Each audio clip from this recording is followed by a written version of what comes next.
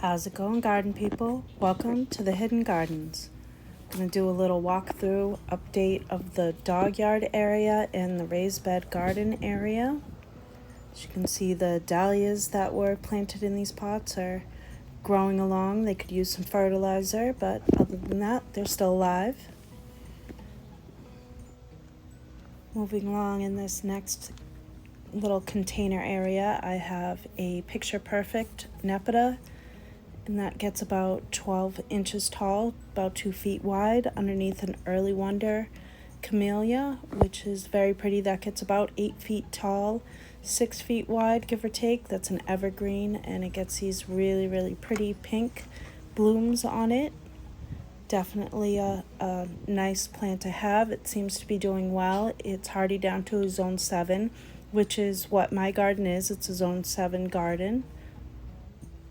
We are in the dog area over here, so as you can see, the plants are mostly surrounded by some wood. That's more just to protect the plants. The plants themselves are planted mostly at ground level. Right here is a soft serve false cypress, a cameo cyperus. Really, really nice plant, very, very soft foliage. Its growth rate is moving right along, doing really nice. It should get about anywhere from 6 to 10 feet tall or so. Also an evergreen, as is the camellia, and it'll get about I think about 4 feet wide, maybe 6 feet wide, and really nice plant growing along. We have another camellia here, and this is a Sasanqua variety called Dawn. That one gets about 8 feet tall or so, about 3 to 4 feet wide. So I have a mix of both the Sasanqua and Japonica varieties of camellias, as well as a mix of catmint, the Nepetas. We've got Persian blue and some cat's pajamas.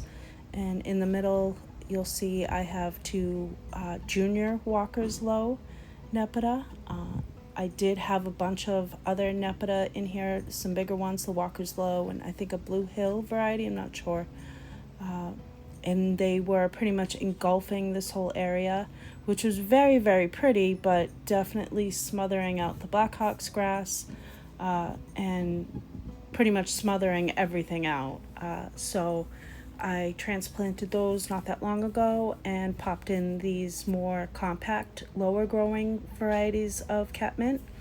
And as you can see, they're doing really well, coming in and not smothering out the grasses, as well as these yardline viburnum evergreens. So I'm going for an evergreen screening along this whole fence line. And so far things are growing in and growing along, so that's good. I'm pretty pleased with the progress that's going on back here. These are all young, fairly newly planted plants all this season, at least definitely for this back area. We have a Marie Bracy Spellbound variety, which will probably get a little bit wider and a little bit taller than the Dawn variety, but I will do my due diligence to kind of train it and keep it as thin as possible, but I think it'll fill in really nicely back here, and definitely give me the evergreen backdrop that I'm looking for. Hopefully I can, what I'll probably do this winter is protect it for this winter and try and wait for the roots to kind of really get down into the ground more, because again, I'm a zone 7 garden, and these camellias are really rated to about a zone 7 or so, but I think that they'll do well. The other ones that I have done well so far, and it just kind of comes down to protecting when needed if it gets really super cold, at least until they get good and established. I think that's what I've struggled with a few camellias here in the past, is they really need to get established and their roots really kind of dug in there to survive and continue to thrive. But I'm definitely looking for an evergreen backdrop area. I do like the Black Hawk's grass. When it comes in, it gets a nice dark pretty color at the coming closer to the fall time, so that'll be really, really pretty. So yeah, I definitely like the mix that I've got going on. The compact catmint nepeta is definitely a better choice, so I'm excited to see how things fill in throughout the seasons here. And these plantings do mirror each other. Where I started with the Dawn, we're going to end with the Dawn, the two Spellbound. And then in the very middle, that one was Leslie Ann, which again will get about 8 feet tall or so.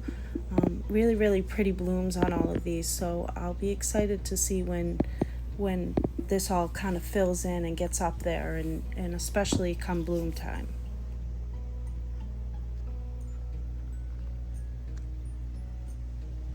And I'm looking to fill in this back area close to the fence with something. I haven't quite decided what yet, but for these plantings I have another soft serve cypress, false cypress, the Chamaecyparis.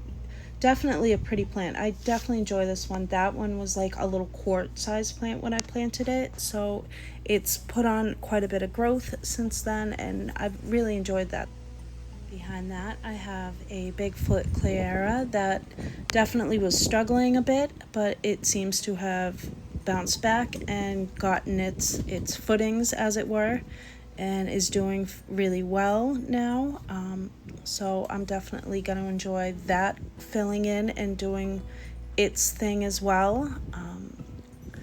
It'll get to about 20 feet wide or tall, and then about 6 feet wide, and next to it is a fluffy arborvitae that gets about 10 feet tall and about 6 feet wide.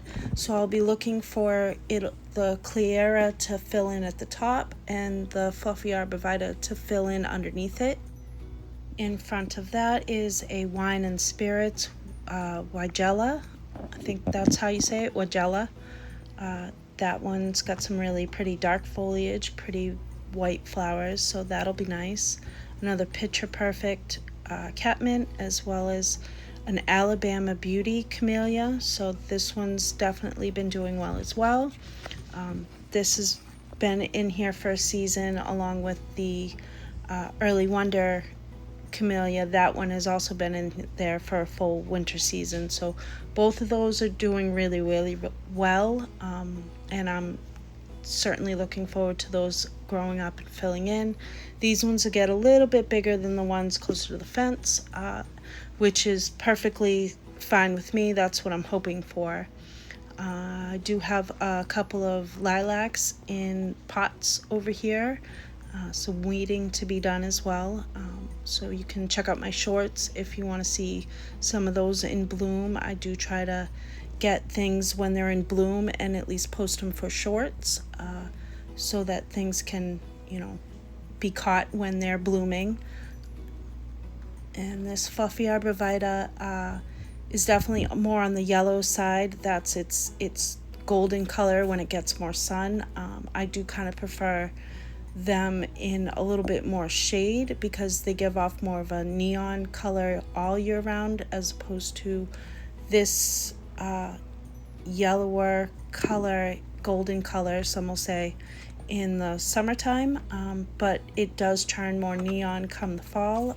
It is a pretty plant, so I am enjoying it, but again, I do have two others in the back area that stay more shaded, and I do prefer that color just a little bit more, but both ways it's growing fairly nicely, so I'm enjoying that. Another yardline viburnum right here, as well as a few camellias in the back, and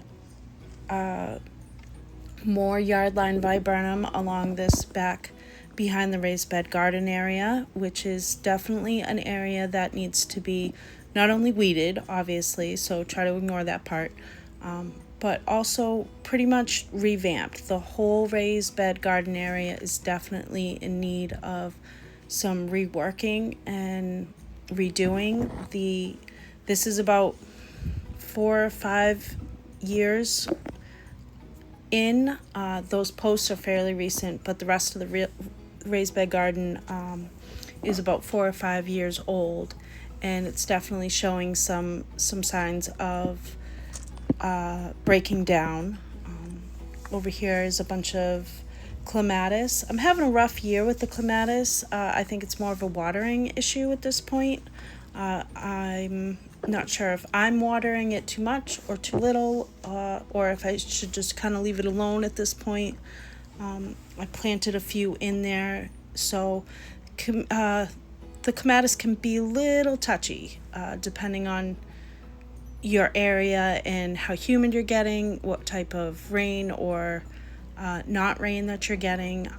So they're touch and go, but they're alive. They're doing okay. So as you can see, I've got a bunch of grapes growing along these trellises, and they're definitely running their wild summer course. I'll need to get in there and do a bit more pruning and more for the raised bed garden area. The zinnias and celosia that I planted along there are starting to grow up. A few sunflowers right there, and we've got some celery that's probably a bit past its time and too hot for it right now, but we're just gonna leave it there. Have a bunch of tomatoes going and a bunch of dahlias in the pots down there that I'm probably not going to get a chance to plant, and we'll probably end up overwintering those in the pots. But the zinnias are really pretty. You can see that I'm getting different sun situations. The right side for these front beds, I get more sun on that side than I do the other one. But things are definitely growing and going along. So I did want to talk a little bit about this raised bed garden area, the things that I would do different. I would absolutely add another entrance off to the left. I find myself having to come in and then go all the way around just to get to the left side, because there's no left exit. There is an exit to the right and of course the front exit, but there's no exit to the left, which makes me have to go all the way around. So I found that frustrating. I would absolutely change that. Another thing that I think I'll be changing is the trellising system, where I have the grapes all up on the arbors. I think I don't want the arbors inside the beds next time. I think it would be beneficial to have any of the arbors on the outside.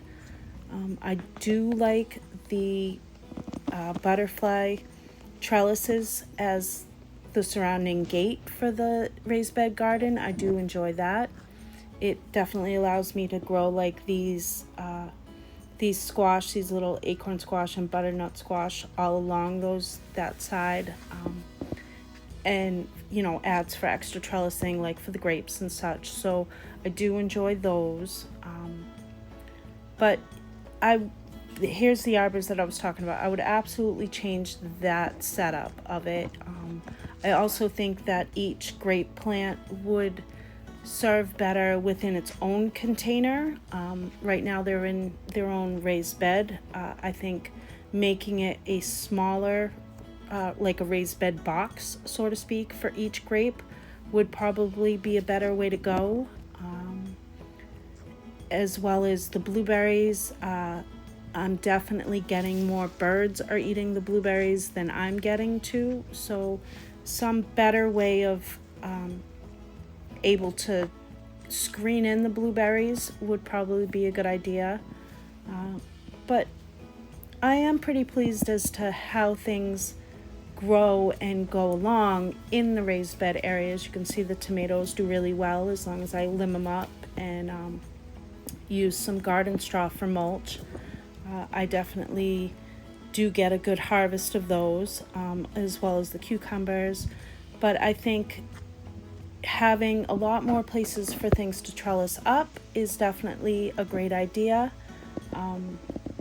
But again, having the arbors actually in the beds themselves, I find that makes them break down a little bit more than they might if they weren't in the actual raised beds, because there's a lot of watering going on in the raised bed, so it's constantly hitting the arbors and constantly making them break down. And again, they've held up fairly well, but I'm definitely seeing signs of it's time to change the situation up. So I'll want to come through this whole area and probably take out each box and maybe change up the layout a bit. Like I said, I definitely want to have better access and a little bit better trellising systems, at least now that I've grown in this garden for about the past 5 years, of 5 or 6 years worth of figuring out how things grow and how things hang on to trellises and that type of thing. I've learned a lot of that, so I want to take that experience and kind of apply it.